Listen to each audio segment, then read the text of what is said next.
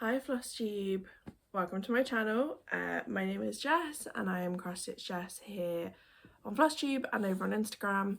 My pronouns are she and her, but I'm also chill with they and them. Welcome to my finish parade. I didn't originally intend to do this, but I use Notion and happened to be like poking around in some of the pages that I don't often use and realised I've actually finished a lot this year. I feel like it's really easy to put something away and be like, oh, that's gone, and just forget about it. But actually, like, looking through the numbers, there were quite a lot and it felt worth getting them all out to re-enjoy them. So my plan for this video, I've got some very special finishes to show you before I get into my 2024 finish list. I pulled together some stats. If you don't like stats, that's fine. I'll do the chapter thing so you can like skip ahead if that's not your thing. I know some people just don't care about numbers. I don't really. I thought they were kind of interesting. And then the finishes. I filmed a bunch of finishes back at the end of November just because I knew that December was going to be a bit chaotic with all my new starts and then Christmas plans. So yeah, we'll do the special finishes and the stats, and then I'll pass over to Past Jess for those goodies that I finished this year. So special finishes first. My nan is 90, I should totally know this, 98 I want to say, and my mum has been helping her go through some things and declutter a bit, and in the process have found some very special finishes that I wanted to share with you. So firstly are these. So these have a little note in that say my mum made this, which is my nan's writing. So this is my great grandmother's work, Winifred, I believe her name was. So they're embroidered basically around the edge of these drinks mats and a placemat. So there's two of the drinks mats, both done with the same design, and then a bigger placemat that goes with them in the same style. How amazing are these? This is my great grandmother's stitching. It's absolutely gorgeous, and it's really interesting like being able to see the different stitches she's used, and yeah, it's just gorgeous. Let me show you up close. So I'm not much of an embroiderer, so I don't know what the proper name for these stitches is. It's mostly done in this sort of scallop edgy. I'm not going to be able to get that to focus, am I? But yeah, absolutely gorgeous. So Winifred, I'm trying to think what her surname would have been.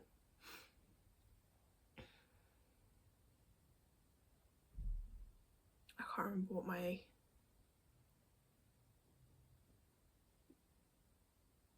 nan's maiden name was. But anyway, I just thought they were stunning and I asked if I could borrow them. I've also asked if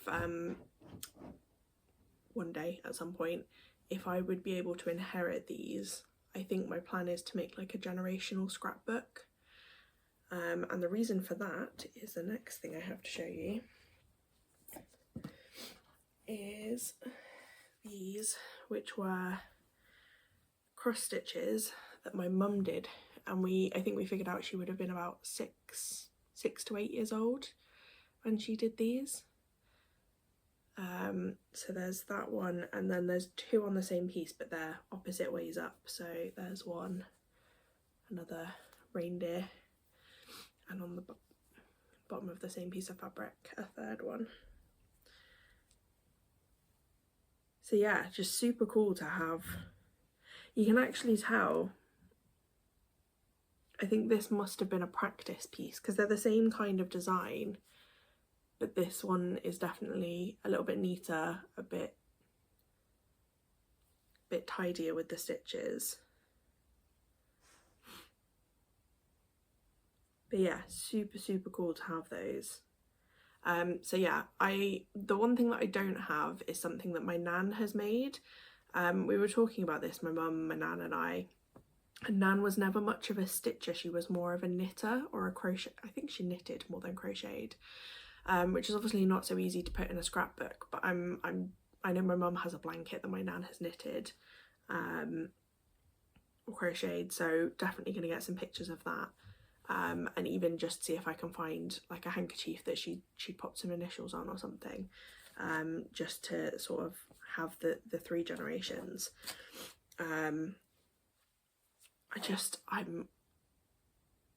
I love these, they're gorgeous. It's such a beautiful thing to have, like the stitches on this are just stunning. And all this got me thinking about when I started cross stitch, because I learnt when I was a child. I used to go to cross stitch club at school. Used to go to cross stitch club at school, and then just didn't stitch until about 2021, I think. But I went digging back. I've got a couple of boxes that my mum passed on to me of all my schoolwork, and found this. There's no age on it, but I know I went to cross stitch club. I must have been year 4 or 5, so I guess about 8, give or take. But I'm not sure if this is from cross stitch club or if this is something that we did in lessons in school. I'm quite impressed with the variety of stitches on there. There's like, it's not just cross stitch, there's some quite cool stitches on there. But yeah, that, I think I'll maybe put that and then stitch something especially, and yeah, have this generational scrapbook type thing with different needlework from each of the generations, and maybe like a page of info about each of the women's lives. Just, yeah, I'm so grateful that that's something that my nan has kept, and has said that she'll happily pass on to me. So let me pop those away. I'm gonna pop these away properly because I don't want any risk to come to them. Okay, time for some stats. We've had a slight lighting change. We had issues. Hopefully on my now 3rd attempt at saying these numbers correctly, I will get them right. So coming into 2024, I had 18 projects. Of those 18, 6 have been abandoned. Some of those I did a little bit more stitching on. My goal for a lot of them was to do some stitches so that either I fall back in love with them or I kind of acknowledge I still don't enjoy this and there's not much point in me keeping it. So some of those have been adopted out. A couple I had only made a small start and I wasn't really liking how it was coming out, so I've unpicked those and reused the materials, the fabrics. And a couple I'm never going to finish, so I don't know if I've actually binned them. They might still be in my work box, but like they're UFO'd, I'm not going to carry on with them. Of the 18, 5 are still whips that will be carried on into next year. They're all quite big projects, but hopefully going to make some progress on them next year. And then the remaining 7 projects are finished, and I'm pretty happy with that. I finished over a third and I've UFO'd a third, so I've got less than a third of those left, which is not bad. This year I've had a lot of new starts. I wouldn't have guessed this number before looking at the numbers and like looking at the stats and adding them all up. Yeah, I've had 55 new starts, or I will have 55 new starts by the end of the year. And I know other people have done that intentionally, like had 50, like Sally and Sarah for their 50 for 50, or Fun for 50 I think it's called. And I would have gone, that's a lot of new starts. Not for me. Apparently it was more for me than I would have anticipated. So I will caveat, 12 of those I haven't actually started yet. I'm filming this pre-New Year's, just so it's not quite so much to do in the first week of January. 12 of those starts will be started on New Year's Eve for my 12 by 12. So not quite started all 55 yet, but I will. I'm pretty determined to see that through now. Of those 55, 15 are still whips, and I guess bear in mind that 11 of those were started this month, so only 4 were actually sort of being carried forwards at the end of November. 5 of the 55 are finished round robins, so 3 were part of a group of 4 of us who each stitched a quarter of each other's projects, and they've obviously now gone back to their owners. The other 2 were group stitches as gifts for a wedding and for a new baby arrival. 2 of the total are model stitches for Sian at Urban Stitches. Really love doing those, and hopefully I'll do some more in the new year. But the finished pieces for those I've gifted to Sian to keep as models for if she ever has like stitchy sale tables at Stitchy Days and that kind of thing. And then 21 are finished or fully finished, either for me or as gifts. So the majority of those I will have to show you in this finish parade. I'm still a bit shocked by those numbers, to be honest. So if you take away the December starts, it was 31 total projects I started this year, and I would have finished 27 of those. So still really not bad, and definitely like I'm glad to have all those finishes, and I'm glad to be doing this to look back and get to appreciate all of them as well. So some grand totals. So during 2024 I will have worked on 70 different stitchy projects, and of those 70, 35 are finishes, which again, pretty darn impressed with. 31 whips are carried forwards into 2025. Again, 24 of those started this month, well 23 because I did finish one of them. 3 projects have been abandoned, or 3 projects that I have stitched on have been abandoned, to clarify. 3 of the other ones I've abandoned without having worked on them this year. And then 1 yarn project I'm no longer going to be counting. I've decided to just not have those in my work count anymore. But up to now I have, so just for my own sanity, so that the numbers add up. Yeah, I'm really happy with those numbers. The other one that I haven't written down, and I totally should have, I also went through and have added up my total stitch count for the year. This is a ballpark because some projects like these don't have a stitch count on them. I've ballparked based on these take me about 2 days, and I know I can do about 1 to 1,500 stitches a day, so I've guessed that each of these are about 2,500. There's a couple of others that I've ballparked. There's quite a few that are paper patterns where I've sort of counted the 10 by 10 blocks and sort of guesstimated. But with that in mind, the total that I've come to is 181,000 stitches.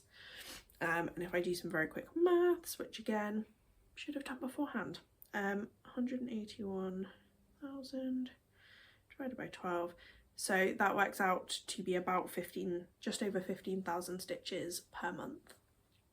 I'm not counting that to try and like beat my own total next year or anything. The only reason that I've worked that number out is during September, October and November, when I had my 3 focus projects for Christmas gifts. I found that really frustrating because there were times where I wanted to stitch on other things and I felt I had to stick to those projects. So going into next year, I'm going to be doing goals quite differently, and I'll talk about that in my whip parade because it's to do with my whips. But I wanted to work out that number so that going forwards, if I do set myself any stitchy goals, I can be really mindful.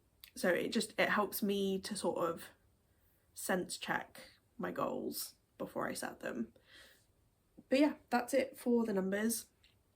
I am going to hand over to future Jess to show you all of the finished goodies. So over to you, future Jess. Thanks, future Jess. I'm not going to waste any time, I'm going to get straight into it. And the one thing I will say, if I forget any information or if I say something and then realise when I'm editing that I'm wrong, I'll make a little ding noise, just so you know that the right details will always be on the screen. So if what I say and what I've written doesn't match, trust editing Jess. She has her shit together. Okay, so finish number 1 for the year was this blackwork piece from the Steady Thread. Getting close there. So each of these shapes has, well, half of these shapes have different fills and then the other half are a mirror image. I've done this piece, hopefully you can kind of see, I haven't ironed it so the creases probably don't help, but I've done this as a gradient, so up in this top corner is the darkest blue and down here is a sort of medium blue. I did this one to match our hallway decor, which is sort of yellows, navies, there's a few golds in there. Top tip, cheap decorating option for you. If you ever want like a gallery wall but you don't want to have to pay for all the art, go have a mosey around a DIY shop and take some wallpaper samples, which you're free to take. I mean, check, like the DIY shops here, you're free to take samples. Yeah, chuck those in frames, free art. The pattern for this is from Claire at the Steady Thread. It's called The Spaces Between number 2. I picked this one, my husband really likes maths and geometry, so does Alfie apparently, so I picked it because these sort of negative spaces make quite cool patterns. It's quite trippy if you sort of focus on the empty spaces and then focus on the stitching. It's the yellow is, I got this from a D-stash, so I don't know where it's from, unfortunately, and the thread is all DMC. If you want to know the specific colours, I'll maybe pop that in the comments description, but if I haven't, ask in the comments, happy to share. I'm embarrassed that that's my first finish of the year and it's not framed. I need to get on that. I'm gonna try and give you things like dates because I don't know, people seem to like that. I started this one on the 2nd of December last year and I finished it on the 12th of January, so just over a month. Next up is, I can't remember what this pattern is officially called, I've always just referred to it as Brain. This is a Happy Sloth pattern, and I think it had a quote at the bottom that said wired differently. I bought this one as a bit of I wanted to stitch something about neurodiversity. So it's a fairly simple one, I think it's 5 colours. Yeah. I started this one the 1st of June last year and I finished it on the 18th of January. So this was definitely, you'll notice my first sort of 3 or 4 months of these finishes, they're all my small ones that were just easy to bash out because stitch from stash and giving myself credit, aka permission to spend my own money, which is a bit of a ridiculous in retrospect. Well, I don't know, I mean, if it works for you, it works for you. I felt it gave me bad stitching habits. Yeah, cool. So that was finish number 2. Finish number 3 was this teeny tiny one. So this is, try and hold it in the camera and still see what I'm doing. This is ink spot number 21, I think it's called. This is a little freebie that I got from Ink Circles. If you ever buy a pattern, an Ink Circles pattern, from their website, it gives you this little freebie. And this was just a little experiment really. I think this might have been my first time ever using variegated thread for that orangey red. So it was just a little sort of explore of how that works and whether I like stitching with it. I think this was also possibly my first time stitching on 20 count, which I have since fallen in love with. So that's that one. And this was just a little start and finish. I started and finished it on the 6th of February. And I think that was when I really desperately wanted beads. I wanted to start a beaded project, but didn't know what, didn't have the beads yet, didn't have the fabric yet, so that was a distract my brain with something else new until I can get the new thing that I actually want. Okay, next up we have another ink circles pattern. So this one was part of a round robin that I did with Tan, the monogamous cross stitcher, Rosie from, I think it's Rosie X Stitching, Rosie, I'll put it on the screen and then in the description. I think it's Rosie X Stitches, and Rachel from the Talking Dog Stitcher and Stitchery. Sorry, it's the morning, not doing words very well today. Let me just fold that in a bit so I can get it on the screen. I have a handy dandy board. It's on the other side of the room. I did not think to pick it up. So this is, what is this? Circular Logic. I really shouldn't be trying to film this early in the morning. Not that it's even early. So yeah, Circular Logic. This was my pattern that I chose. I stitched the green outlines, so these sort of circles, and then each of us stitched one of the fills. So mine was this sort of creamy white, Tan's was this purple, blue and green. The purple's showing up really dark, but it's actually like, it's a nice sort of balanced colour in reality. I think Rosie did the red and Rachel did this sort of amethyst purple, I think it's called. I'll pop all the names for the colours below. I don't have those handy right now. I started this on the 10th of February at the Nimble Thimble. No, this one was Create Nostalgia where I got the threads. So I started this one at Create Nostalgia, put my first stitches in the middle, had to redo them 3 times because I forgot that working with variegated thread you have to do each cross individually. And it got passed around the country. I finished my section on this on the 18th of February, and then I think the fully finished piece, or the stitched piece, came back to me, I think it was in May or June. So that's that one. I absolutely love this. As you can see, it matches my the blue theme in this room. I do have a frame for this, I just need to get around to framing it. I think it's slightly too big for the poster board that I had lined up for it, so I need to figure out whether I can still make that work or whether I need to order some bigger not poster board, foam core board. I think what I might do is cut, like, doesn't matter, I'm gonna work on it and hopefully get that up. I might try to do that over Christmas, to be fair. Yeah. The next few you'll see, obviously, round robin. There are ones that I don't have because I've stitched on other people's projects. So the next one that I worked on, going croaky, fun times, not doing brilliantly. So the next one I worked on was Tan's. I'll pop in a picture of the finished piece and also the bit that I stitched on it, which I think on hers was like a dark red that I did, motifs in like the top and the bottom corners. Her pattern was called Croaksworth, and also by Ink Circles, all of the round robins were. And I started it on the 19th of February and finished it on the 20th. There weren't all that many stitches in this one, 511 stitches, whereas I did nearly 4,500 on mine because I did all of the outlining. I don't want to make everyone do more stitches. Yeah,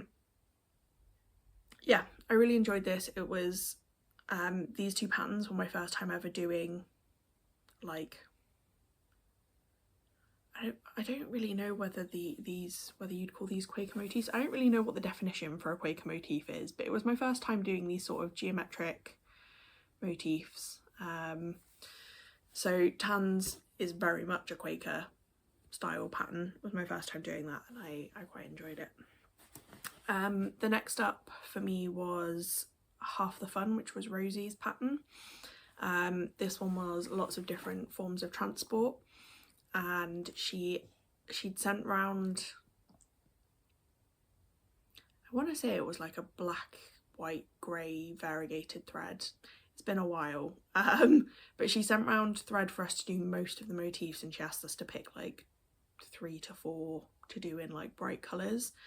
I chose to do the bright colours on transport types that I used when I did my cycle tour of Europe. So the bicycle, the train, I think the bus, and maybe the aeroplane. Because my cycle tour wasn't just cycling. Spoiler alert. Not a spoiler alert. Probably never going to talk about that. Anyway, I really enjoyed this one. I really enjoyed having those small motifs and the variegated like grey thread. I quite enjoyed trying to use the variegation to like make them distinct rather than have it be like random stops and starts of different colours. Like if I started a thread at one end with a dark, I'd try and use, I know what I mean, hopefully you'll be able to see it in the picture. I'll put some pictures up of the whole thing finished and also of my section. This was a very quick round robin at this point, so I started this on the 4th of March and finished it on the 7th of March. I think I was the last one to start on mine, and I did more stitches on mine than I think anyone did on any of them, because I picked a bigger pattern. So I think I was the bottleneck at one point. I think I had 3 at one time. So once I'd passed mine on, I think I like did the next couple quite quickly, just to not be holding people up. So yeah, started that on the 4th of March, finished it on the 7th of March, so just a couple of days on that one.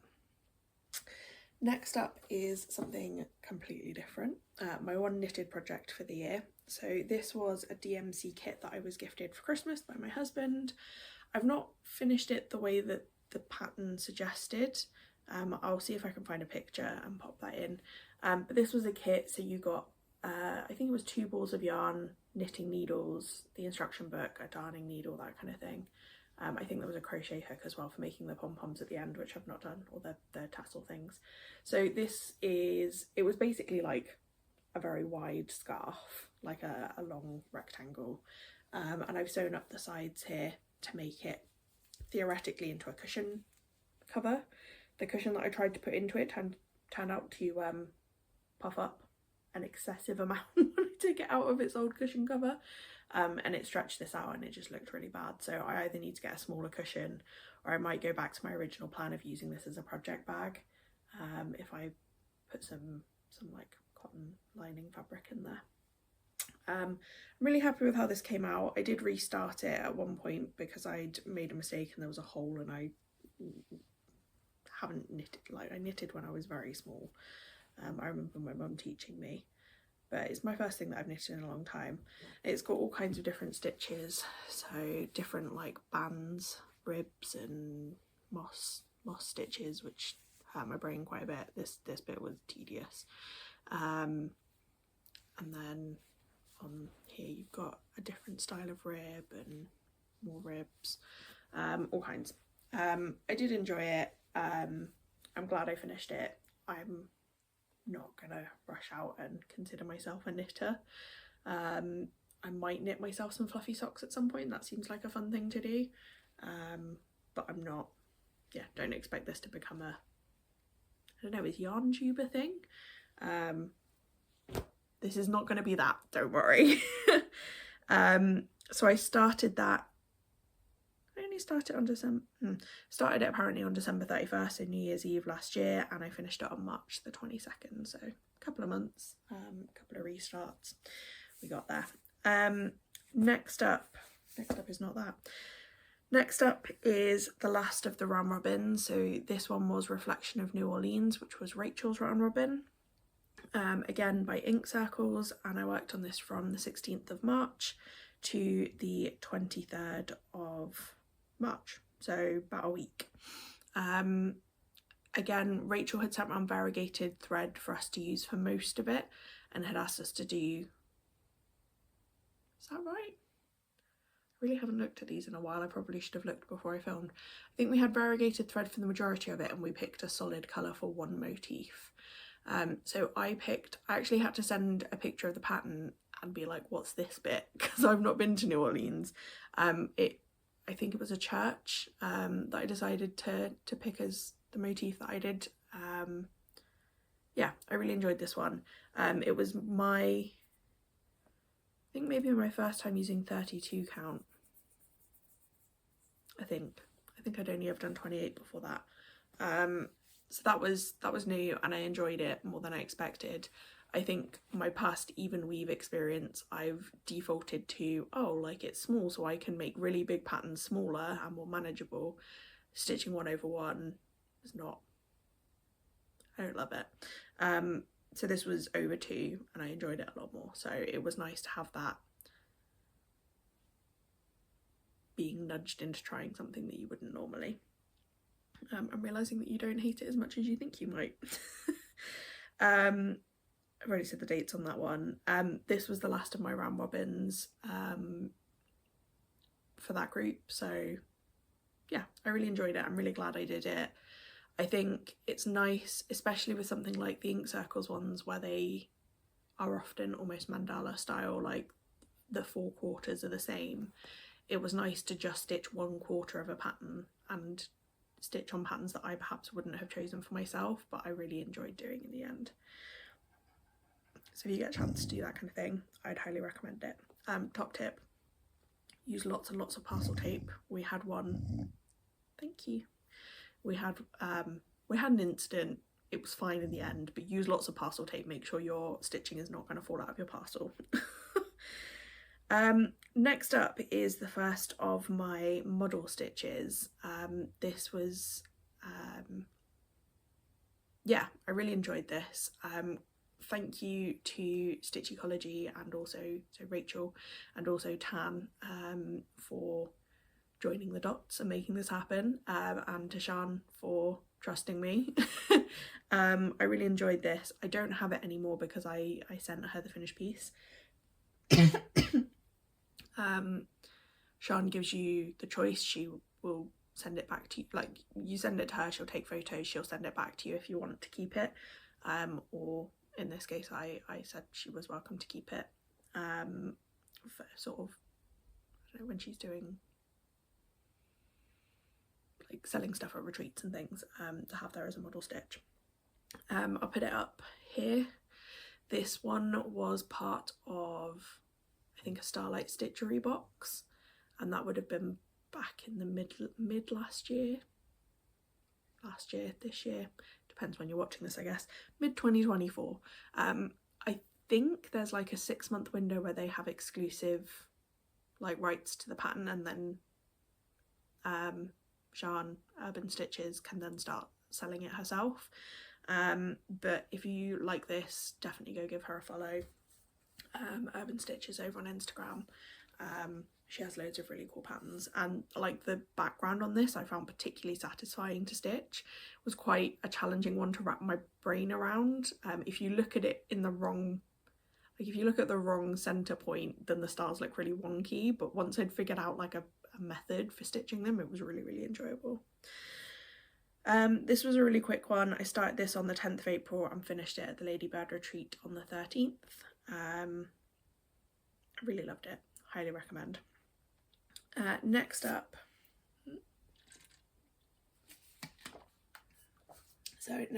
is something completely different. So this is Disturbed Women by Lucy Beam. I think the actual designer's name is Rebecca Noland. So this is stitched on 20 count, the same as the ink spot from earlier. This was, I don't think I said before, this was from Chromatic Alchemy. I got it from a D-stash table. Thank you, Amy. Yeah, I want to say the fabric's called, the dye was called Fogostem. Pop it below. And for this pattern it was perfect.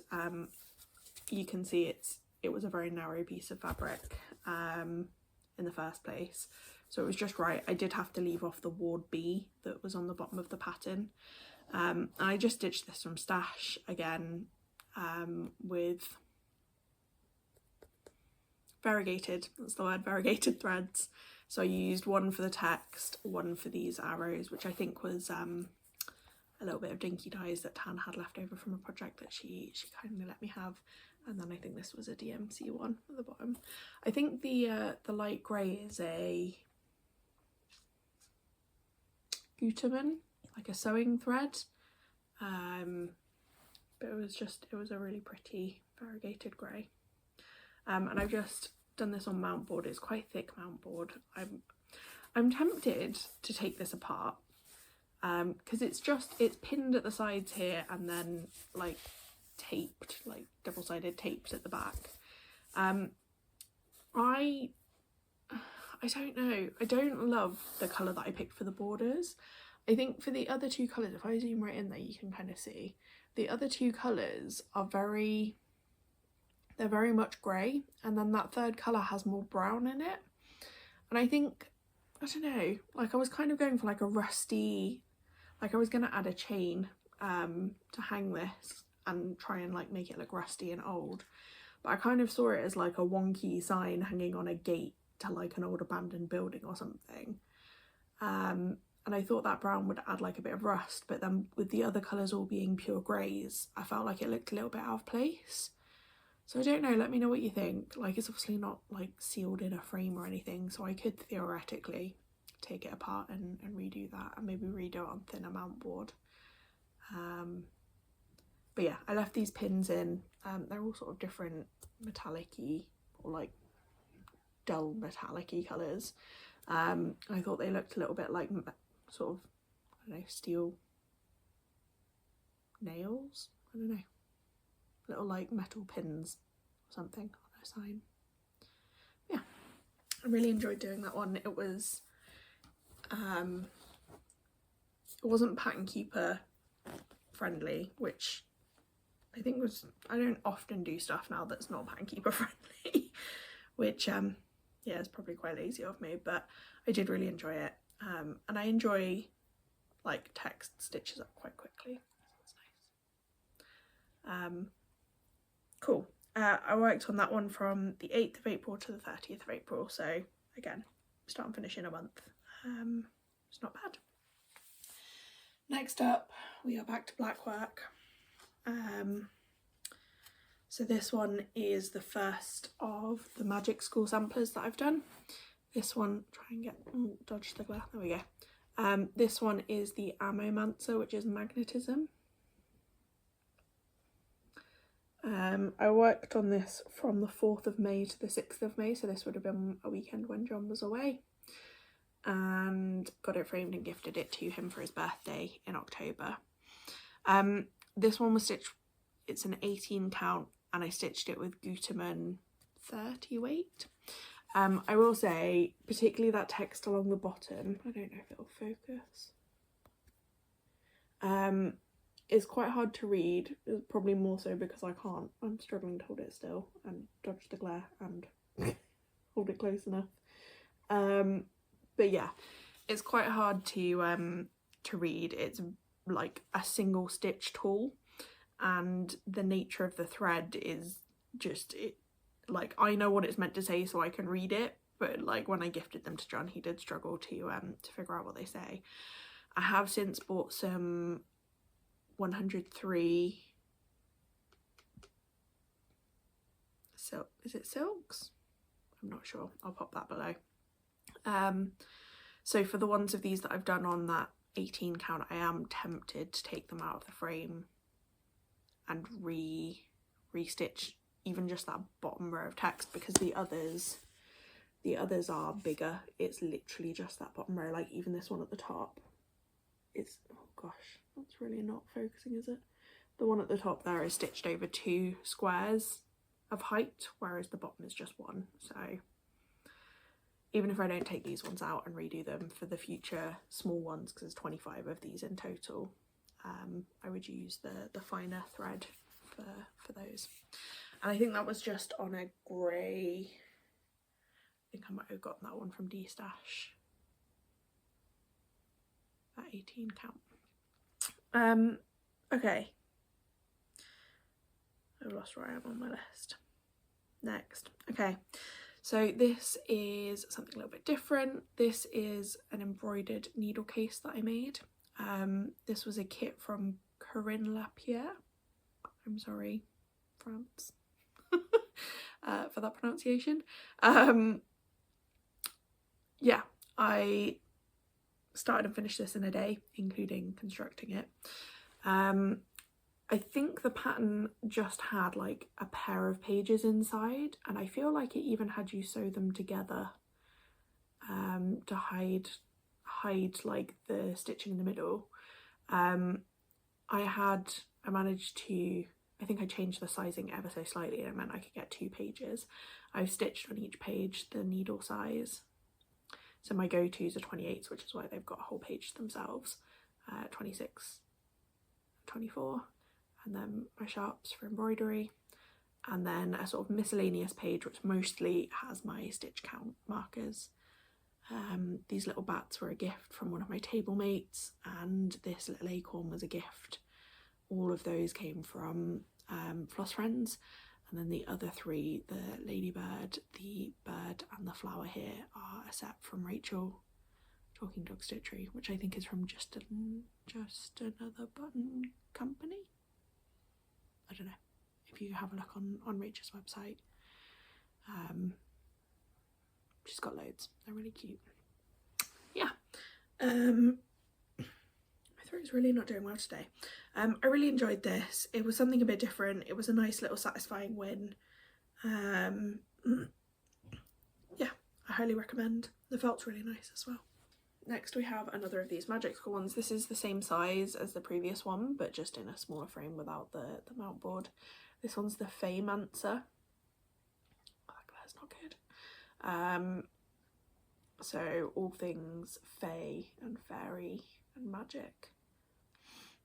So yeah, again, the text on the bottom there is really quite hard to read, and this one's a tiny bit wonky in the frame, but I enjoyed this one. This one is probably the least dense in terms of stitching compared to the others. Like, it's got that dark area at the bottom, but the majority of it is yeah, it's more open. Really enjoyed that. It's the second one of the set. And again, that would have been a weekend, so the 25th and 26th of May. I think I actually started that on the Thursday. I think John went early. He normally goes Friday, Saturday, Sunday, and sometimes Monday. I think for that one he might have gone on the Thursday evening, and I started it then and finished it on the Friday. Didn't think I had it in me to do 2 in one weekend though, so yeah, spent the rest of the weekend on other things. Next up we have the, oh no, there's some others first. Oh god, there's quite a few first. Let's put that back down. So I have a few that I don't have with me. The next one that I finished was the Bee from Art by Lorna Lane, charted by Gecko Rouge. They only sell as a kit, so this is using kit supplied threads but my own fabric. I bought the kit for 2/1 18 count, but that was before I fell in love with 20 count, so I stitched this on 20 count 1/1, and I'm planning to stitch the entire project then 1/1 on 20 count for myself. So yeah, overall using less thread than 2 strands over 18 count. I don't have this one to show you. I just stitched the bee itself in the middle. I've gifted this one to my friend Becca for her birthday, so I'll insert a picture. I really enjoyed working on this one. It's a nice amount of confetti in that the way I did this was stitching all of the black first, and then starting from one wingtip I would pick whatever colour of stitch was empty closest to the wingtip and sort of work my way, work one strand of that colour in, working across the wing, and then go back and pick the next one. the nice thing about it is I kind of alternated between doing like kind of small blocks of colour, or at least like a colour that was scattered quite heavily throughout the wing, so I felt like I was getting a big chunk done, and then a colour that was like maybe 10 stitches throughout the wing that sort of spread out across it. But it meant that when I then got further down, those 10 stitches were already done, so it didn't feel like there were as many colour changes as like if I was parking or something. So I really enjoyed that. I'm looking forward to stitching the whole thing again and doing the background, which is really colourful and bright.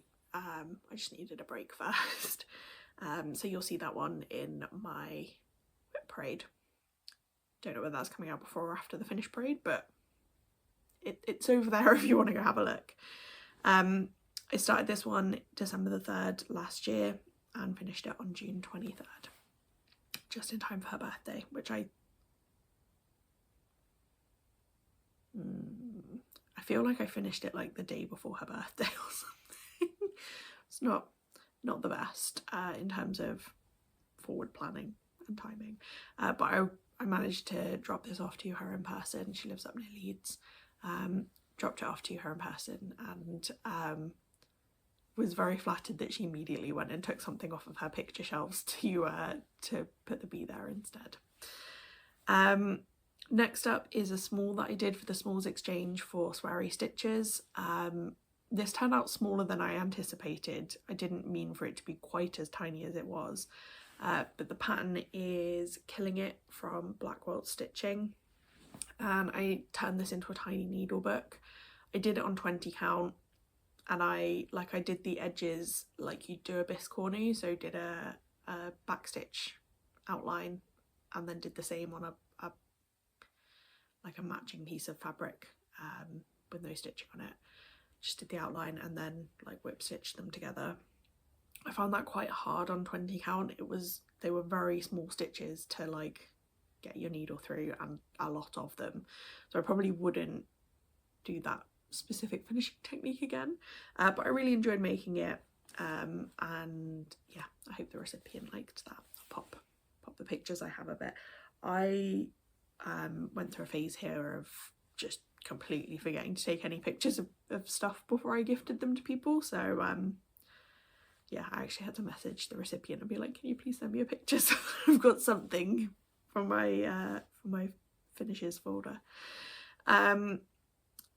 Yeah, in typical me fashion, that retreat was at I think it was the first weekend of July, so like the 5th, 6th and 7th, something like that. I started this on the 28th of June and finished it on the 3rd of July. And that would have been finished stitching it and then had to also actually make it up. I was probably finishing this the day before the retreat. Won't be doing that again. Not ideal. Next up was a retreat finish. So in fact, I know the retreat was the 5th, 6th and 7th because I know I finished this on the middle day. This was another model stitch. This was Baba Yaga, again by Urban Stitches, and again really enjoyed this one. It stitched up quite quickly. I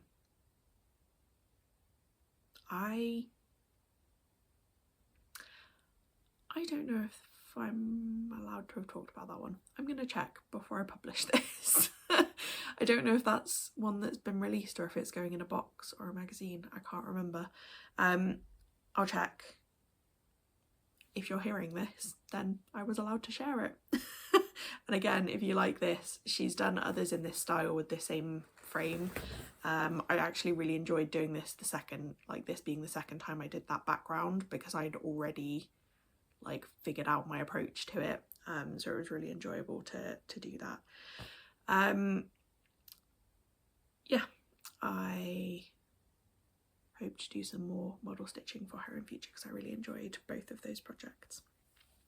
Next up is another one that I don't have but I do have photos both of the project and the recipients receiving it. This was another round robin, but this one was a wedding sampler, so a group of us stitched on this to gift to our friend Shelley, who got married at the start of September. I think I was like 4th or 5th to stitch on it. So I think I did like half of, there was like a flower up the middle, and then a floral, oh gosh, broken notion, some floral motif at the top. Like, it, to split it into 8, it was like, Rachel did a great job. Bit of stitching half motif sometimes. Really enjoyed this. I'd not done anything from Historical Sampler Company before, so yeah, really enjoyed that, and I would definitely do keep an eye out for patterns of theirs in future that I might want to stitch. I worked on this from the 7th of July to the 11th of July, so a nice quick one, and then sent it on to the next person to stitch. And those of us who were invited, well, I think we're all invited, but those of us who could make it to Shelley's wedding, gave it to her and Stephen on the day, which was really lovely. Yeah, I think that's everything. I think Rachel put together the kit for this, so I don't know what I think it was just white Ada, pretty sure it was Ada, and yeah, I think CXC threads. Next up, I have one that I have in person, hooray. So this is the Dreaming of Summer Sal. Oh, that sun. The sun is on the wall opposite me, but it's just making it quite hard not to get the glare. This is the Dreaming of Summer Sal. I have made some adaptations to this, so I stitched this from stash. If I didn't have the colour, I just picked whatever I had that was closest. And obviously the house there is very different to others you might have seen. Rachel from Talking Dog Stitchery had just got her Cottage Garden threads order, and I sent her pictures of my house and asked her to help me pick a thread that matched, because obviously between like dye lot issues and it being hard to photograph colours accurately, absolute credit to anyone who does that as part of their business, because I suck at it. So I thought my best solution was to ask for expert help, and I think she did a great job. And because it's like my proudest stitching thing of the whole year, in the window there of the house is our mini version of Alfie, who very much likes to watch out the window and get very excited when he sees you walking up or pulling up in the car. I really enjoyed this. I really hope that Claire from Love Poppet decides to do these as like a 4 seasons series. This one lives just here on that shelf, but it would be really nice to have like our house with different seasonal stuff around it, and be able to swap that in each season. But for now, this is just going to live up year round because I like it so much. Cool. Oh, that's looking precarious. Still precarious. There we go. It's a little bit better. Okay. So that was a stitch along. I think I bought and joined on the last possible day. I got the FOMO, guys. The post went up that it was the last day to get it, and I panic bought. So I stitched on that from the 30th of May to the 22nd of July. Yeah, really enjoyed that. Next up is another framed finish. So this is, I don't think this officially has a name. Oh God, dusty. I don't think this pattern officially has a name. It's from Cross Stitch for the Earth by Emma Congdon. We'll try and dodge the glare and the lights and still get it in frame. There we go. Cross Stitch for the Earth by Emma Congdon. I think it's like pattern number 4 or something, but I've always just called it Pardon the Weeds. I saw several people stitching this, so I think Rosie X Stitches, I think Rachel from Talking Dog Stitchery, and Sophie from Tattleby Textiles are all stitching this or have stitched this. I know a lot of people get put off of these Emma Congdon patterns because of the back stitch, but actually that was what convinced me to go for it. I love how delicate that back stitch, like the stems on those plants are, and I think it makes the text really effective having that sort of shadowy outline. Sorry, the glare is hard to dodge, getting a full view of my living room in the background there. Yeah, I really enjoyed this. it was a paper pattern. I did find that a bit challenging at times, particularly this was over 2 pages, so matching them up in the middle, particularly because it was like the text and things are at an angle and like aren't square. It was quite challenging. There wasn't really much to anchor it together and make it easy to match up. But yeah, I really enjoyed this and would happily do some Emma Congdon patterns in future, particularly if they have that pretty backstitch.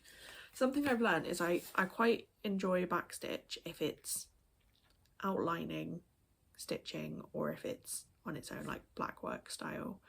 I don't love doing backstitch over the top of solid cross stitch, if that makes sense. I find it really hard to get it to lay nicely so that the backstitch doesn't like slip in between the crosses, or like if you're doing something like a diagonal over several stitches, it doesn't like lay really wonkily because of the threads that it's going over. So those are like the Emma Congdon ones are perfect for me. They're just the kind of backstitching that I like. I started that one on the 12th of July and finished it on the 2nd of August, so about 2 weeks on that one. Next up, another one I can't show you. So this was another gift round robin. This one was a birth sampler. I'm not going to say any of the details because I don't know if the person has shared or is happy sharing online. But I will include a picture because it doesn't have any of the names and details and things. I stitched the little zebra on this. I think Tan picked the pattern and split it up, and we all stitched either an animal or a section of the greenery. Yeah, this was quite a nice quick little one. I worked on it from the 5th of August to the 7th of August, so only 2 or 3 days. Yeah. And Lauren, bless her, Lauren from Cross Stitch Bunny had offered if any of us didn't enjoy doing backstitch that she would happily do it at the end, so just to leave it off, and she'd be the last person to get the pattern and the project, and she would fill in any backstitch that other people had missed off. I think she told the story on her floss tube, so like definitely worth going and having a watch of that. But basically the pattern showed up the day before she was due to see the recipient, and she didn't get a chance to start working on it until after like sorting out the kids from school and all that kind of thing. So she started working. She was working on it until like gone midnight, and I saw her the next day at Tan's birthday where we gifted it, and she when I said that I'd done the zebra, she was quite cross with me because I'd missed the bumblebee. The pattern was split on 2 pages and I think the bumblebee was just on the other page. I just missed it, but she was like, that was the last thing she had to do because she spotted that it was missing. And she'd been like frantically stitching for hours, and yeah, I kept her up a bit later, so sorry Lauren. We got there though, and I think the recipient really liked it, so yeah, happy days. The next one is Tangled Fire. I don't have that here, it's upstairs. It's huge and I don't want to bring it downstairs. I'm like really worried that I'm gonna drop it or break the very nice art glass in it. So what I'll do is take some clips and videos and insert them. So yeah, hopefully you'll be seeing those now.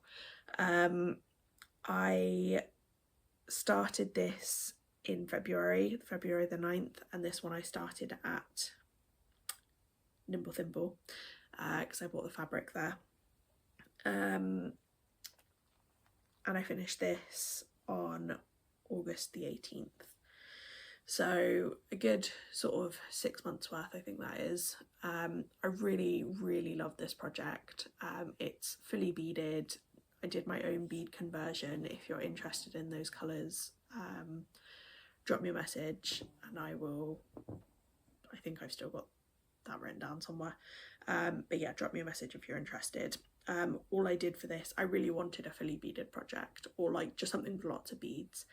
I I asked in a Facebook group and got some lovely suggestions, and someone said, why not do a ink circles? I'd actually originally bought this pattern to do the round robin. The patterns, when you're shopping for them, they don't tell you how big they are. They tell you like the dimensions but not how many stitches. I didn't realise that everyone else had picked like 6,000 stitch patterns, so we're all doing about 1,500. This is 22,000, so it was a bit much to ask other people to do like 5,500 stitches, like nearly four times what we're all doing on everyone else's. So put this one aside, and when someone said why not do ink circles, they don't have many colours, so it'd be easy to do a bead conversion. Yeah, I went for it. I went all in. I was very kindly gifted some of the beads. I picked out the colours and shared them with my husband, but my husband and Han both bought me some beads for my birthday in March. I started with just the dark colours in the middle, and then yeah, was gifted a lot of the other colours, and then used some birthday money from my nan to get the last couple. If you're ever thinking of doing anything like this, I'd highly recommend going to a local bead shop to pick your colours. I picked mine online initially and didn't, like, most of them were fine, but like it's really hard to tell what kind of shine and shimmer they're gonna have, and I didn't expect them all to be so different. And I think that's worked out in the end. I think it looks really good, but there were a couple that I ordered that just weren't what I had hoped. I ended up returning and going and picking some in person. So yeah, for anyone, lots of people have asked me, like, should they do this? Like, did I enjoy it? Like, do it. I am more than happy to be an enabler for that, because it was a lot of fun. I would recommend having, if you can, some kind of stand. I got the Lowry basically to help me with this. I put it on a scroll frame in the end, once it outgrew the nerd hoops. But yeah, it's no harder than regular cross stitch. All you're doing is scooping up a bead in between stitches. That's it. If anything, after a long stint of stitching on this, if I went back to regular cross stitch, it felt like I was doing it wrong. Like, it felt like there was a motion missing. But I'm so glad that I did this. It's going up in what is sort of our spare room / my home office, so I will get to see it every day.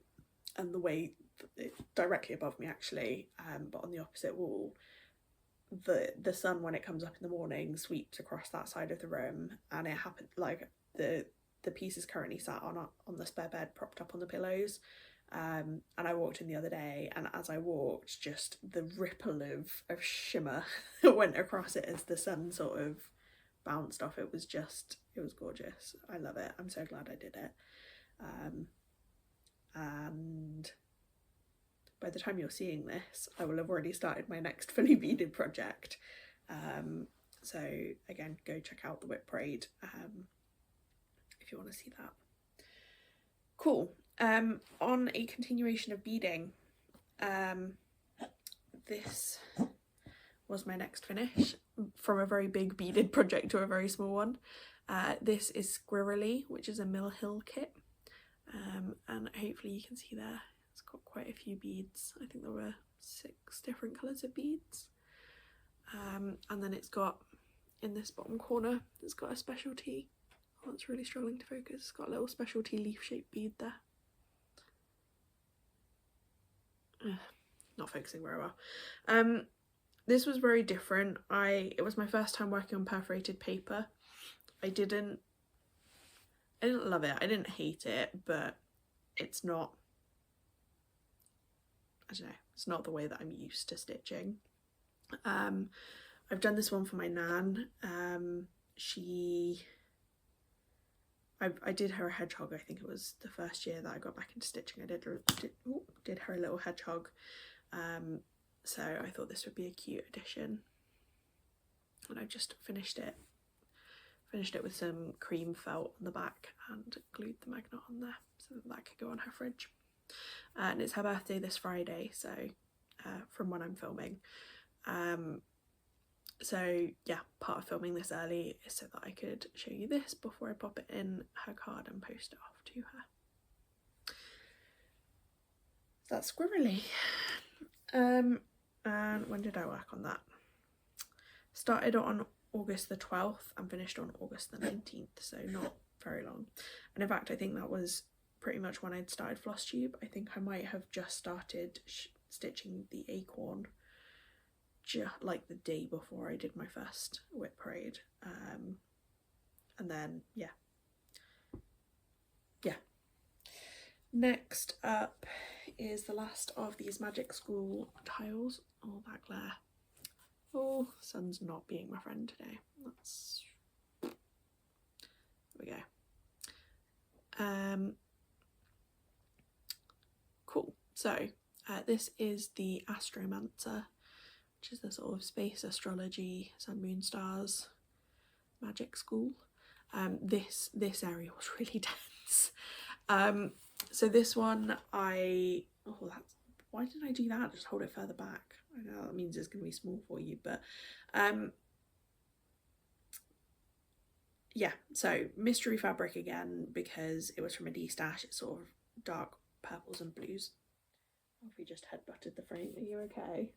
You okay? I didn't hit you. You hit it. Yeah, so this is 14 count and I've stitched this over 2, so it's essentially the equivalent of 7 count. I'm intentionally doing the 25 of these on all kinds of sizes, some over 2, some over 1. I think I'm doing one on even weave over 3 just to be difficult, so that they create a sort of picture gallery. And I asked John what his favourite elements were for me to do bigger. This was one of them. My plan is probably to still carry on doing those when John is away for a weekend, just because they're nice sort of 2-day stitches. Worked on that one from the 20th to the 23rd of August. I've just broken Notion again. So yeah, that would have been another LARP weekend when John was away. Okay, next up is Brenda, my little crocheted dinosaur, little triceratops with her little stitch market earrings. I stitched this with Beth from, I think on Instagram she's Stitch with Beth, and here on FlossTube she's Beth Chadwick. I really enjoyed making this. It was my first crochet thing in a very long time, and yeah, we named her Brenda. With her little hoop earrings. I really enjoyed that. It was an afternoon to make, and Beth very kindly bought all the supplies. Yeah, loved that one. Something very different. And that was 25th of August. Did that in an afternoon. Next up, we have another. This is, I think at the time this was my oldest project, so I started this on the 24th of May 2022 and I finished it on the 30th of August 2024. Fold that in a bit. So this says, well-behaved women rarely make history. I have changed all the text, so the text, like, it says the same thing, but I've recharted it because it was very densely stitched text. Solid, like cross-stitch text. It didn't have the attributation at the bottom there, which is Laurel Thatcher Ulrich, and it made it very square, and I wanted this to go in a hoop. You can probably see here, this is a very, very narrow margin. It's like probably an inch tops. I have, part of the reason that this isn't fully finished is because I've really struggled to get the right size hoop. Mine were either too small and it wouldn't fit, or too big and the fabric was too small to fill the hoop. I think I bought, was it an 8-inch or a 9-inch? I bought a hoop specifically that I thought was the right size when I was at the Creative Craft Show at the NEC last month. Last month? I don't know. It was Halloween. So last month, 2 months ago when you're watching this, maybe more, who knows. I bought what I thought was the right sized hoop. It was not. I need like an 8.5 inch, I think. I don't know. I'm collecting oddly sized hoops at this point to try and find one that fits. I really need to just take this with me to somewhere that sells a whole range of hoops. I think Betty Stitch Kit has some, so I might make a trip over there sometime over Christmas and see if I can find one the right size. This is 1/1 on 28 count. I think it's one. I haven't finished many 1/1 28 counts, but I really enjoyed it in the end. I think when I started, I learned a lot about how to stitch on even weave during the course of this project, and I'm glad that I had that learning experience, and I'm glad it's finished because I think it's really pretty. The designer for this is I want to pronounce it as Teely, but it's with a J. I'm sorry if I pronounced that wrong. TG Designs, I'll pop it below.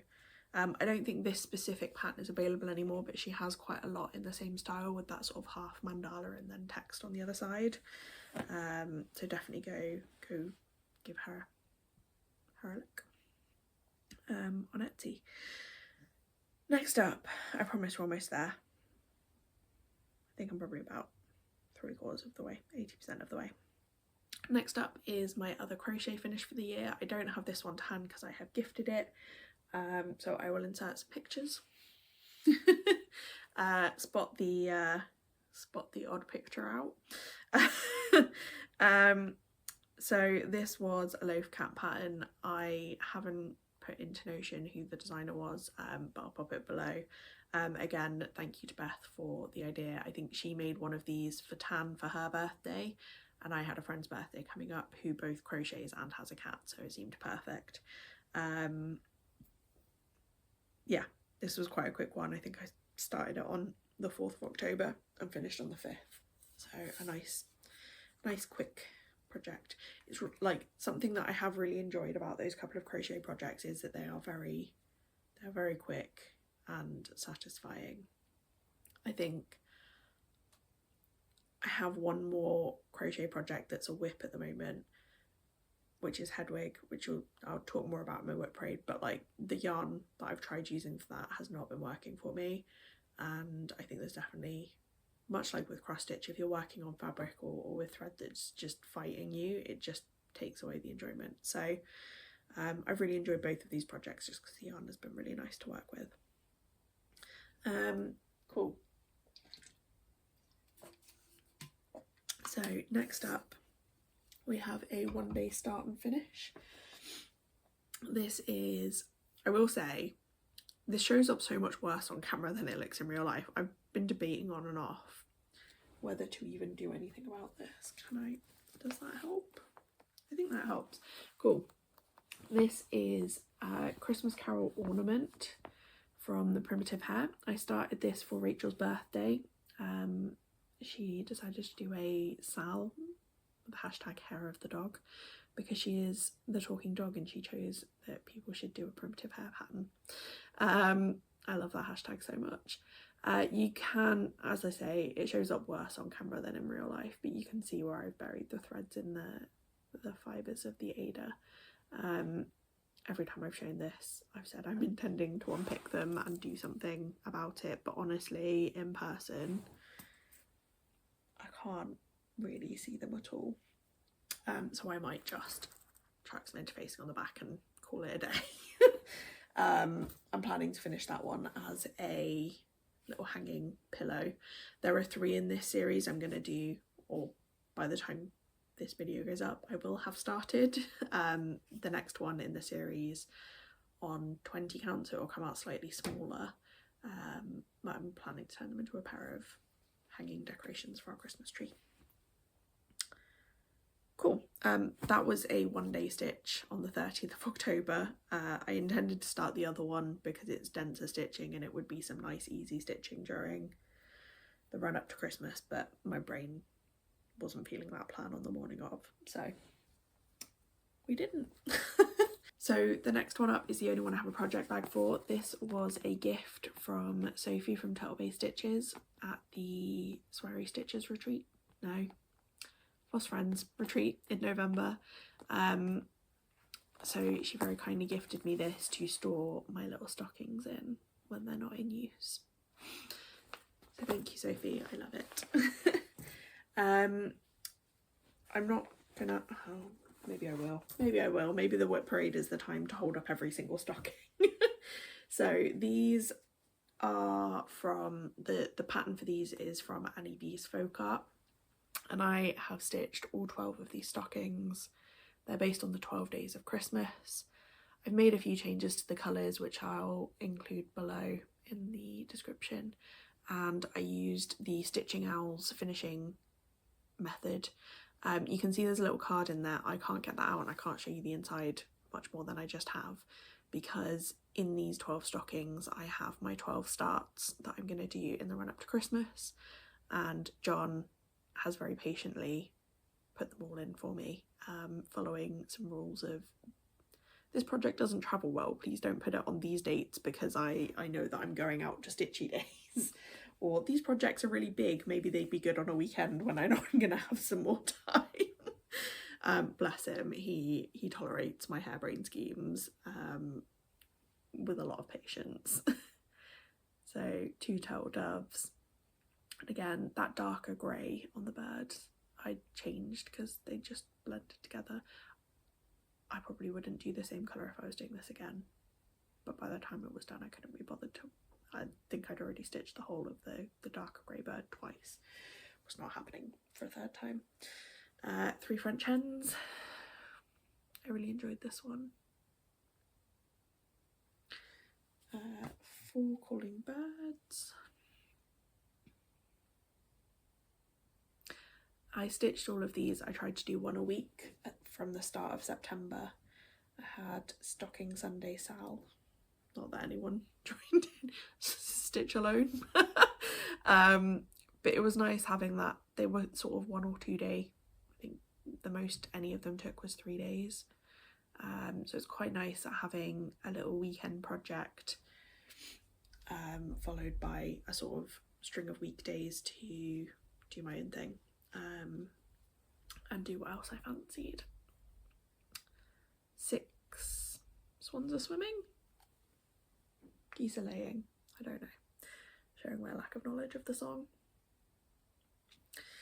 And then for the second half, I kind of, my Sundays went a bit skew-if. I ended up, like, I'd miss one and then I'd be like, oh, well, I'll stitch 2 together to catch up. And then I found out that I just enjoy stitching 2 of them together. Just, especially these greens in the leaves. Like, this one doesn't have as many leaves, but a lot of them have like a lot of space filling with those leaves, and they have like 4 different shades of green scattered throughout. Like, this banner at the top was fairly consistent, but the leaves on the branches at the bottom there had several different colours, so it was nice to yeah, colour complete across a pair of them rather than individual ones and not have to get colours out as often. Again, this is one where I've changed colours on her dress quite a bit. I think in the the model stitch, the skin tone and the dress colours, there's actually 2 colours in that dress. I don't know if that shows very well. But yeah, they were a little bit samey, and it, yeah, I'm not one for subtle colours. I would much rather things be distinct. 10 Lords Leaping, we're almost there, I promise. And all of these are beaded, so those little white dots on the numbers, and then all of the red berries have a bead, and the little ornaments all have some beads on them as well. 11 Pipers Piping.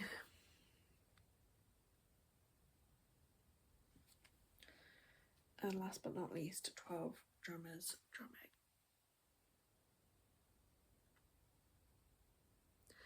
I would really recommend these patterns. I think they came out so much better than I expected, and lots of people have told me that they they wouldn't have bought it based on the picture on the pattern. I think this is the case for a lot of patterns. I don't think it's anything to do with the photography, but just a photo of a project like this, just, it never does them justice. So I think a lot of people have told me they've bought it and they're planning to maybe stitch one a month next year, so that they've got it done in time for Christmas. I know the stitching out, I absolute hands down to you how I could not do this. I think she's planning to stitch the whole thing 3 times. So I think she's finished one set this year and is now taking a break. But yeah, I really enjoyed this, and it will have finished by now, but I'm giving away my copy of the pattern. But that will have gone by now. Yeah, that's possibly one of my favourite stitches for the year, and I'm very much looking forward to hanging them up. I got my box of Christmas decorations out yesterday, so I probably won't put everything up. We're not here for Christmas, so I might not put much up at all, but I need to figure out how and where I want to hang those so that I can do my 12 stats. Okay, so going backwards in terms of seasons here, those I stitched from the 30th of August to the 3rd of November, and I fully finished them at the Floss Friends retreat at the start of November. I got to ring the bell, which was exciting, and yeah, had to borrow a helper to hang them on her fingers. Yeah, I think there are some pictures, but I don't know if I'm gonna put them in. I'll see. Maybe pictures of me ringing the bell. Next up we have Halloween Pillow. This is a Flossabilities pattern from Lauren and her brother Sam. What did I stitch this in? This is stitched with Barn Grey, which I think is a Gentle Arts. Got it from Rachel at Talking Dog Stitchery. This was another sort of experiment in learning how to stitch with variegated threads. I really liked how the pumpkin came out. I started here and then sort of spiraled around back up to the wolf. I really loved the pumpkin. I stitched that first, and then the hat just like looks a bit mouldy. Didn't really go to plan. And the same with the cat. I think it actually shows up better on camera, but yeah, didn't love that. And then by the time I got around to the spider, I feel like I'd started to figure out what I was doing with my life. And then the wolf I absolutely love. I know people tend to do rows or columns when they're using variegated thread. I actually did this in diagonals, so I started with the nose and did like a row of diagonal stitches and then the next row, and I really love how it's given that like slightly softer blend of colour rather than a harsh line. So I think I will definitely remember that in future when I want to try and get sort of gentle blobs of, it's a really unflattering word, but like gentle blobs of colour when I'm working with variegated thread. I started that on the 18th of October and finished it on the 11th of November. And again, it's on 20 count from Chromatic Alchemy, who unfortunately don't dye fabrics anymore. So slightly after Halloween to finish that one, but I'm glad I did. Next up, we have an exciting one. This is Highland Christmas. So this is a Bothy Threads kit that I bought from Betty Stitch Kit. I've stitched this for my nan, who loves Highland cows, and it's on this gorgeous printed fabric. So if I hold it in, so the snowflakes that you can see there are stitched with white thread and a blending filament, and then the cows are stitched as well, but the background itself is printed. So planning to gift this to my nan for Christmas, so by the time this is up she will already have received it. So I need to get that. I might give it just a little rinse and iron, trying not to melt the blending filament, and then I need to measure it and get a frame. I'll probably frame that one myself just because of time and yeah, being able to get that to her for Christmas. So this was another of my, so I had 3 Christmas sort of goal finishes: the stockings, the Highland cows. So I started the Highland cows on the 2nd of September on the train on my way to the airport to go on holiday, and I finished that on the 17th of November. Yeah, really happy with how it's come out. Next up, so this is a bit of a weird one. It's like a finish for now, finish for me. I don't really know what to call it, but I am done stitching on this, but it's not finished. It's kind of like a round robin, I guess.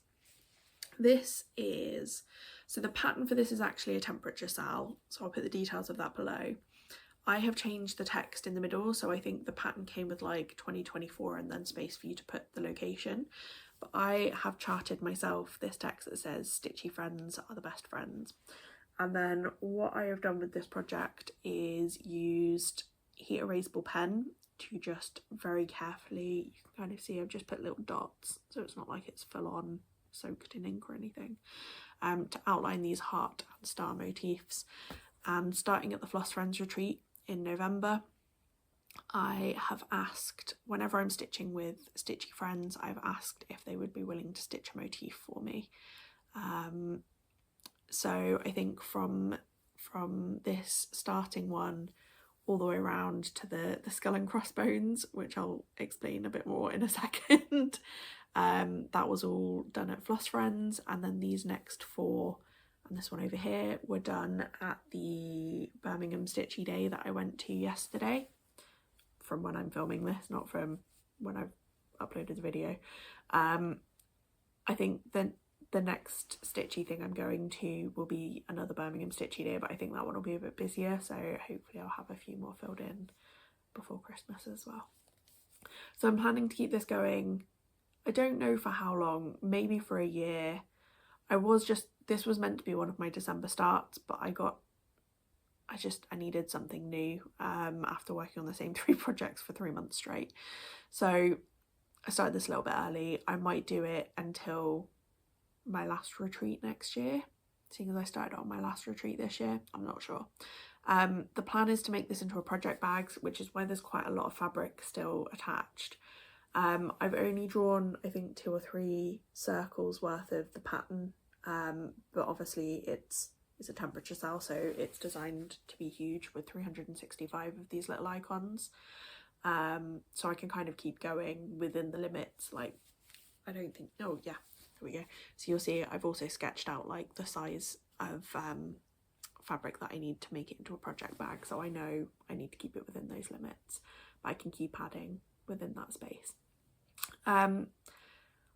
I've really enjoyed this already, passing it around and seeing what different people pick. I've got a tin of variegated thread and a bag of sparkly, and it's been so fun seeing what different people pick out. I love, some people have done, for example, these first 2, like Beth did this one, she was the first person to stitch on it, I think. So she's done a dark outline and then a lighter fill and a single white stitch, like a little twinkle. Someone here, I've kept a list of who stitched what, because I think that's quite a nice keepsake. I don't have it handy, but this star, someone's just outlined. This one here, I don't know if you'll be able to see, but there is half a stitch at the bottom.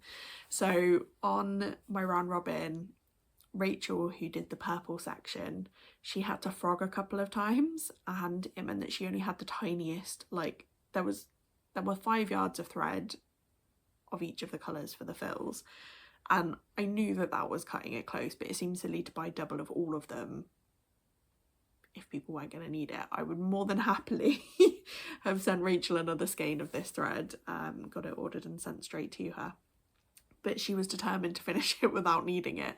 So when she sent it on, she sent the card with like literally maybe 2 inches worth of thread tails. That was all she had left. So this is her little personalization that she ran out of thread. And then Sophie stitched on this on the Sunday, and she was a little bit, she had a bit of a chill morning, so it was a bit later coming down to the room, the stitching room, and I'd pop back up because we're sharing a room, the three of us, Rachel, me and Sophie, and she was saying she was really excited to stitch on it and she'd been planning all morning, can she do her own motif? And I said, yeah, of course. And she chose to do this, which is actually from the Flossabilities Halloween pillow. So it's one of these little skulls. And when she got down to the room and I handed it to her, she was like, Jess, I can't put a skull and crossbones on your this pattern that's all full of hearts and stars. So I got my heat erasable pen out and drew the skull on for her so that she had to stitch over it to cover it up. But I love that there will be stories behind so many of these. There will be ones where I know who it is because it's their favourite colour, or I know because they've done their own thing. So I'm really looking forward to seeing this grow over the next however long I keep it going for. But yeah, I think this is going to be a lovely little record, and I think especially for anyone who has been with me from the start, I think I've not like hidden that I have had wobbly mental health the last few years. So if you told me a couple of years ago that I'd be doing something like this and that I had friends who were willing and wanted to stitch on a project with me like this, I might not have believed you. So I really, like, it just means a lot to me that this community is so welcoming and friendly and has like genuinely healed me and helped my mental health improve so much over the past year or two. So yeah, I love this one. It's gonna make me smile every time I see it forever. Okay, and then the last one that I have to show you for now, and then we'll go back to Future Jess for any December finishes. This one is, so I started this on the 11th of August 2022. So having finished the Well Behaved Women project, this was then my oldest WIP. This is my Dungeons and Dragons stitch along from Taylor and Cromwell. Yeah, I extended this quite a lot. So the original pattern only came to about here. I think this room at the bottom, the welcome room, kind of slotted in here roughly where the library is. But because I had this gorgeous fabric, I decided, and because of the way that this stitch along worked, I decided to extend it. I'm going to show it half at a time. So I started at the bottom here with the fills, and the pattern suggested 2 strands of thread for both the cross stitch and the back stitch. I found that quite challenging. It was quite dense. There were a lot of colour changes in this, and the effect is gorgeous, but it was probably quite an advanced pattern for where I was at in my cross stitching journey. So some of them came out really well, like this. I think the back stitch on this looks really good. It really pops. But then on these ogres, there is a lot of back stitch in this sort of skin area that, like, I don't know, maybe it shows up a little bit better on camera, but it was a lot, and I still felt like that just looked like a skin coloured blob.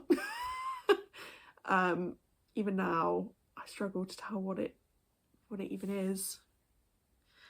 And again, like, even things like on these 2 little skulls, on this one, there's meant to be back stitch in the eye holes as well. On this one I did that back stitch. Oh, it's not going to focus. On this one I did the back stitch in the eye holes, and it just kind of looks to me like a white blob, and I don't know if that's because I did it on 18 count and hand dyed 18 count at that, so it was probably like more like 19 count. But I found this really challenging, and I ended up just grinding to a halt on it. So this time last year when I didn't have a floss tube then, but I went through all of my projects, took photos of them, and set myself goals. My goal for this was to do 1 room per month, and I did that for like the first month or 2 and then ran out of steam again. But during that first month or 2, I think I did the dragon first and the little kobold, and during that I realised that I think the kobold, I realised that I prefer doing one strand for the back stitch for sure. And then on the dragon I figured I'm going to give it a go doing one strand of cross stitch as well. And again, this is kind of a testament to my learning as a cross stitcher. I never ever would have considered doing one strand on this because the pattern said two. But yeah, the dragon was the first one that kind of I was really happy with how it came out.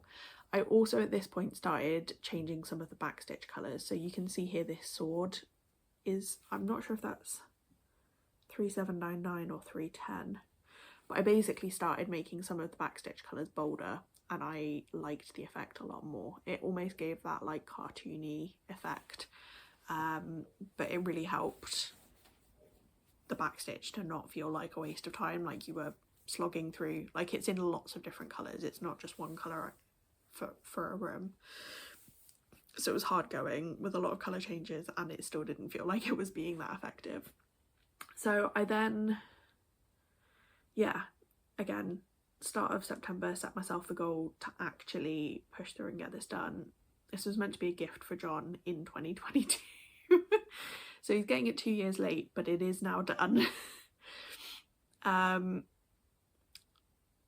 Things I've learned about myself: I prefer 1/1 stitching, especially on 18 or 20 count.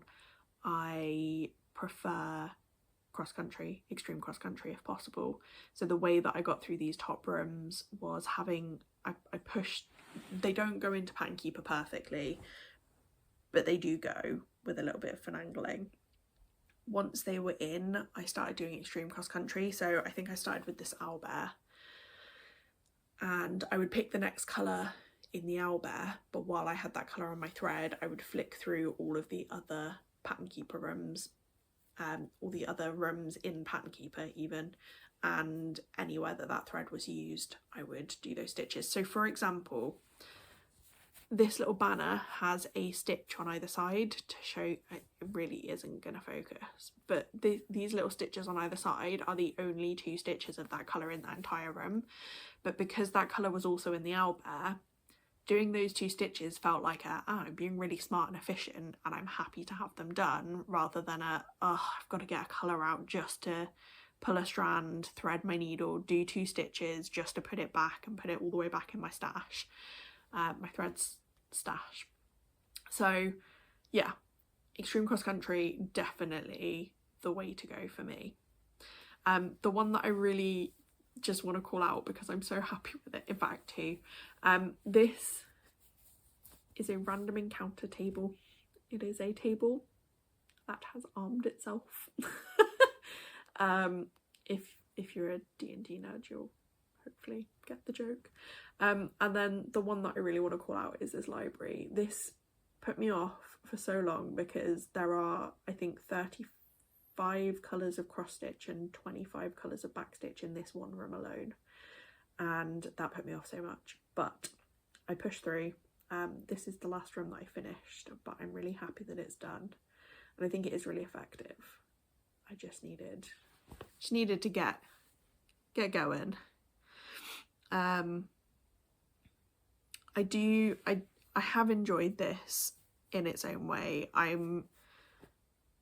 It's a bit of a hodgepodge in terms of like styles of stitching. Like a lot of the rooms, like some of them have the X's going the other way because I was stitching this holding it in different directions, particularly at the bottom half here. But although it's not perfect, it's not all my stitches the same way, it's not railroaded, it's lumpy, like some of the back stitches slipped between the cross stitches. It's a documentation of my cross stitch journey and I think that's something really special. Yeah, really happy with how this has come out. I maybe won't do another Taylor and Cromwell for a while because they clearly have a lot of, I would call them advanced patterns. You need to be comfortable with backstitch and especially multiple colours of backstitch, but I would do one again in future for sure. Cool, that is it. I worked on that one from the 11th of August 2022 to the 22nd of November 2024, so I finished that a couple of days ago, from when I'm filming this, not when you're seeing it. The fabric was a custom dye from Kalux Fabrics, who I don't think does hand dyeing anymore. But if she ever does in the future, I'd recommend. That is all I have for now. So without further ado, I'm going to pass you back over to future Jess, who will have any finishes from the last sort of 5 weeks of the year. Yeah, over to you, future Jess. Thanks, past Jess. So I'm going to carry straight on without too much preamble. I only had 3 extra finishes at the end of November and in December. So the first is this one. So this is another of the Magic School samplers. This one is Pyromancer. I had already started some of the frame, but with that last couple of days, I was just so desperate for the new starts. So I kind of wanted something quick and easy, and got this one finished in that time instead. And as you can see, I've done the border on this one that I think this is the first one I've done the border on. Really enjoyed this, only took a couple of days. And yeah, looking forward to carrying on with those in the new year. I should say, fabric is a Fiver Friday piece from Stitchy Ferret, so I don't know if these are still available. I'm sure if you reach out to her, she would be able to help. And the pattern is from Circle Cross, and I think this one was with DMC. The next one I don't have in person because I've already gifted it. I should have done a intermediate, not pattern, past Jess, but not super past Jess. I'm not going to mess with the timeline. I will insert pictures though. So I finished off my 2024 Botanical Blackwork Sal from the Steady Thread, which was a free one. I think the files for that are now gone. You can purchase it from her website though. I chose to do this with terracotta coloured pots, green for the sort of greenery and then purple for the flowers. I'll be honest, I got maybe a quarter of the way through this and then trailed off. I was picking colours at random from my stash each day, and I was finding that each week, sorry. I was finding that a little bit stressful just because I wanted them to all be different, but didn't want the faff of keeping track. Thank you. So what I did was wait until a bunch of them piled up, and in the end it was like all but the last one when I decided to actually crack on and get this done. And I just went through my hanging floss storage, pulled out all of the terracotta oranges and just used them one by one, put them aside when I was done with them, so that each one only got used once. Finished all of the pots, put those away, got all the greens out, did the same for the greenery and then the same for the purple. I finished the first 49 literally the day before the last one was released. So I did actually finish this on the final release day, which just the coincidence of that blew my mind a little bit. But I'm really glad to have got it done, and then I framed it and gifted it to my dad for Christmas. I gave myself the added challenge for the very last one to do it reversible. I've never done that with blackwork before, I've never really even tried. But all I did was use like a double running stitch. So you do, instead of back stitching and doing each stitch as you go, you do a running stitch, and then when you come back you fill in the gaps basically, and just by coincidence it makes the back reflect the front. There was some thinking I had to do, particularly for the greenery, and then the flowers were a bit fiddly, mostly because there wasn't much to tuck the tails into, and as soon as they fluffed up a bit they kind of ruined the effect. But I'm glad I gave myself that little challenge. I really enjoyed it. I would highly recommend Claire's designs. I absolutely love them. I'm maybe going to have a little bit of a break just because I want to get some more of these done. I don't want to have too many blackwork projects on at the go, because while I do enjoy them, cross stitch is more my comfort zone out kind of type of stitching. But she has some really gorgeous geometric ones that I have my eye on to maybe do at some point over the next year. Then that brought us to the end of November, and then sorry, Alfie sneezing at me there. And that was my intent, was to get stuff sort of wrapped up pre-December so that I could have my new starts. And I have primarily stitched on just the new starts during December. But one of those was a one-day start and finish. So this is Christmas Carol ornament, and this is the second one I've done. The other one you will have seen earlier in the past Jess segment. So this was a nice one for a stitchy meetup day in town, because it was just the one colour. And when I got home I finished that off and added the beads. So this was about 1500 stitches in one day, but obviously nice and easy. And I do this in hand with a sewing method, so it's quite quick and easy. The beads are just the same ones that I'm using for my Quaker snowflakes. I don't have the name to hand, but they're size 15 Delicas. I can't remember the colour number, but if you're interested, go see that on my either on my Flossmas or my Whip Parade.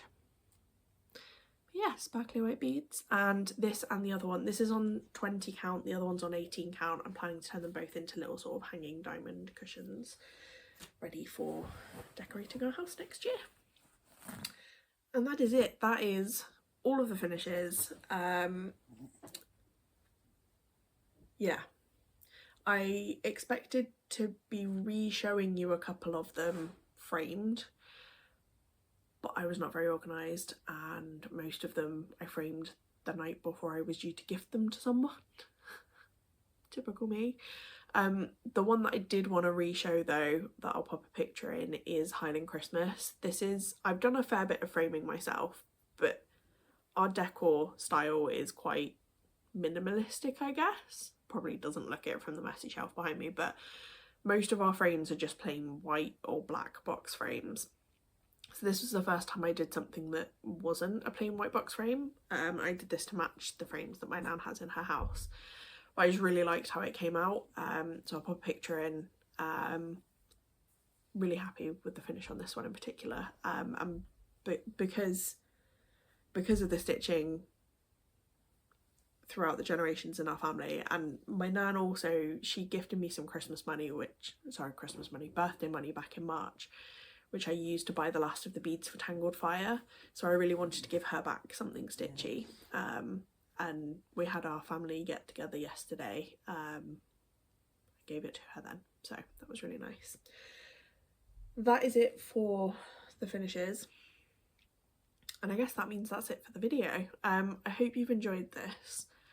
I've really enjoyed reflecting on how much I've got done this year.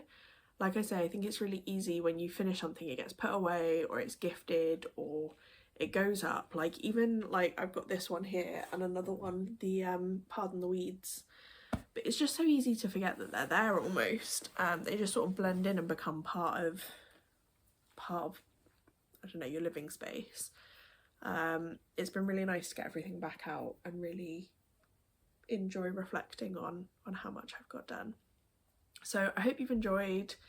Let me know if you've got a favourite whip or if you're working on any of these. I love seeing other people's progress. And I will be back hopefully next week sometime. I haven't decided exactly when I'm going to film yet, but sometime next week I will be back with a Whip Parade so you can see what I will be working on going forwards. Bye for now, happy stitching!